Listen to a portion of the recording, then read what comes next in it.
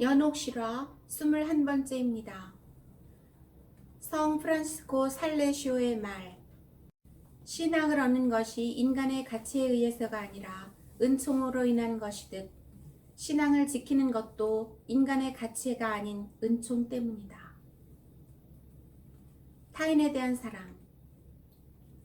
연옥 영혼을 구하는 사람은 사랑의 계명을 수행하는 사람이다.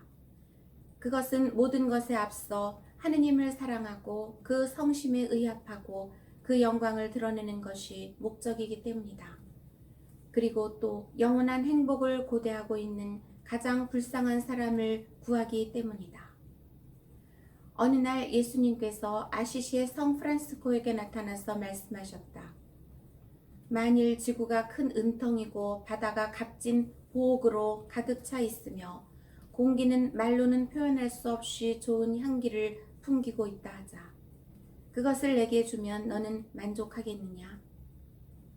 주님, 저는 그렇게 막대한 재산을 받을 가치가 없습니다. 하오나 만일 당신의 천한 종이 한 가지 소원을 말씀드리는 일을 허락해 주신다면 저는 위의 재산보다도 가치 있는 것을 청하고자 하오니 주님, 불쌍한 이 죄인에게 당신 천국을 주옵소서. 연옥 영혼을 구하는 사람은 이 귀한 은혜를 저들에게 주는 사람이다. 그러므로 이는 선행 중에서도 최고의 것이다. 옛날 도미니코 회의 신앙심 두터웠던 두 수사 베르트란도와 브누아는 죄인의 회개와 연옥 영혼을 구하는 것 중 무엇이 더 중요한가에 대해 토론했다. 한 사람이 말했다. 연옥 영혼이 고생하고 있는 것은 틀림없지만 그들은 천국에 가는 것도 확실하다. 그러나 죄인은 그 영혼이 구원받을 수 있을지 없을지 모르니 이를 구하지 않으면 하느님의 구속 사업이 헛되게 된다. 다른 한 사람은 말했다. 죄인은 자유로이 하느님을 거스르는 자이다. 그들이 은총만 따른다면 언제든지 회개할 수 있다. 그러나 연옥 영혼에게는 자유가 없다. 그들은 어쩔 도리 없이 벌을 받아야 한다. 예를 들면 여기 거지가 두 사람이 있다. 한 사람은 건강하지만 일하는 것이 싫어서 거지가 되었고 다른 사람은 병자라서 할 수 없이 거지가 되었다. 연옥 영혼은 후자이다.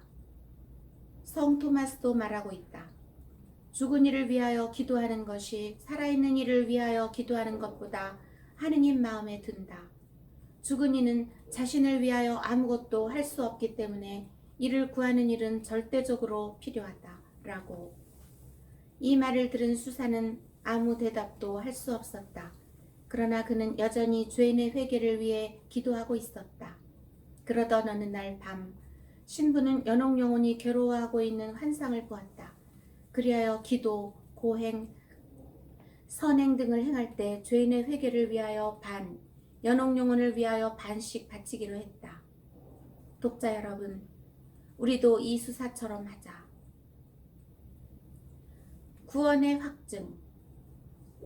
예수 성심께 대한 신심이 있는 사람, 스카플라를 정성스럽게 달고 있는 사람, 매일 열심히 묵주기도를 한 꾸러미씩 또는 몇 단씩 바치는 사람이 지옥에 떨어지는 일은 없다. 그러나 영혼의 구원을 확증받기 위해서는 한 가지를 더 보태야 한다. 그것은 연옥 영혼을 충실히 위로하는 일이다. 이로써 진복 8단의 덕을 실천하는 셈이 되어 반드시 천국에 가게 된다. 성 프란시스코 살레시오에 의하면 연옥 영혼을 구하는 사람은 육신과 영신상의 모든 선행을 하는 사람이다. 그러므로 그에게는 예수 그리스도께서 하신 행복하여라 자비로운 사람들, 그들은 자비를 입을 것이다. 마태오복음 5장 7절 라는 말씀이 이루어질 것이다. 1913년 안티르 섬의 한 수사는 모든 성인 대축일 며칠 전에 중병에 걸린 병자에게 불려갔다. 그는 62세의 불충실한 신자로 44년 전부터 신앙생활을 하지 않고 죄를 지으며 나쁜 평판 속에서 살고 있었다. 사제는 1시간 반을 말을 타고 노인에게 갔다. 병자는 오랜 세월 동안 악한 표황을 보인 것을 그 자리에 모인 사람들에게 사과한 후 뜨거운 신앙으로 성사를 보고 경건하게 성체를 받아 모셨다.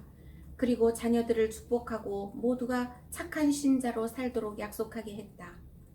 사제는 이를 보고 못내 감동하여 그에게 물었다. 어떻게 하느님께서 44년 동안이나 죄 중에 지낸 당신에게 이 귀한 회개의 은혜를 주셨을까요?